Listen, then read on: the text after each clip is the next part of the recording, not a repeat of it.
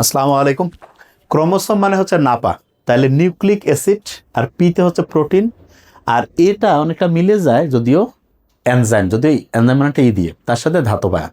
তা nucleic acid দুই রকম থাকে, ডিএনএ আরএনএ। ডিএনএ হচ্ছে deoxy ribo nucleic acid, RNA হচ্ছে রাইবো নিউক্লিক অ্যাসিড। ডিএনএর মধ্যে 4টা ক্ষার থাকে নাইট্রোজেন জাতীয়, অ্যাডেনিন, গুয়ানিন, সাইটোসিন, থাইমিন। এদের মধ্যে অ্যাডেনিন থাইমিনের মধ্যে একটা দ্বিবন্ধন, সাইটোসিন এবং গুয়ানিনের মধ্যে হচ্ছে একটা ত্রিবন্ধন থাকে। আরএনএ যেটা, এটার মধ্যে অ্যাডেনিন, গুয়ানিন, সাইটোসিন, থাইমিনের বদলে এখানে ইউরাসিল থাকে। তাইলে ইউরাসিল আরএনএতে থাকে, থাইমিন থাইমিন এটা ডিএনএতে থাকে। এই দুইটা দিয়ে ডিএনএ আরএনএ পার্থক্য করা যায়। প্রোটিনের মধ্যে, প্রোটিন মানে হচ্ছে কি অনেকগুলো নিউক্লিক অ্যাসিড যোগ করলে, একটা দুইটা তিনটা এরকম করে যোগ করতে করতে যেই কাঠামোটা হবে সেটা হচ্ছে প্রোটিন। যেমন অনেকগুলো গ্লুকোজ যোগ করলে শর্করা হয় না, আর কি কয়, অনেকগুলো গ্লুকোজ একসাথে যোগ করে করে করে করে আমি যদি করি তাহলে কি হবে, গ্লুকোজ থেকে ইচ্ছা করলে গ্লাইকোজেন হইতে পারে, স্টার্চ হইতে পারে, তো ওগুলো কি শর্করা যেমন হয়, ঠিক তেমনি করে অনেকগুলো নিউক্লিক অ্যাসিড যোগ করতে করতে যেটা হয় সেটা হচ্ছে প্রোটিন হয়। এই জন্য আমরা বলি নিউক্লিক অ্যাসিড, এইটার অনেকগুলো একসাথে, ওইটাকে একটা স্পেশাল শব্দ দিয়ে বসে, পলিমার। নিউক্লিক অ্যাসিডের পলিমারকে প্রোটিন বলে।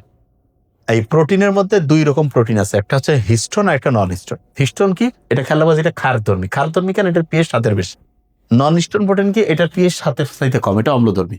তা খেলাবা ক্ষার, ক্ষার হচ্ছে নারীদের সাথে মিলে যায়। বংশ পরম্পরায় ফ্যামিলিকে আগায় নেওয়ার জন্য নারীর ভূমিকা 90%, নারী, মেয়ে। এই জন্য দেখো এই যে ক্ষারধর্মী হিস্টোন প্রোটিন, এটা বেশি গুরুত্বপূর্ণ। বংশের যে বৈশিষ্ট্যগুলো, বংশগতীয় বৈশিষ্ট্য, এইটার মাধ্যমে হচ্ছে যে বংশ পরম্পরা প্রবাহিত হয়। এরপরে যেটা রয়েছে এই এনজাইম, এনজাইমের মধ্যে 3টা enzyme, DNA polymerase, RNA polymerase. দেখো পলিমারেজ এই নামটা খেয়াল রাখবা, ঠিক আছে। আর একটা হচ্ছে নিউক্লিওসাইড ট্রাইফসফেটেস, নিউক্লিওসাইড ট্রাইফসফেটেস।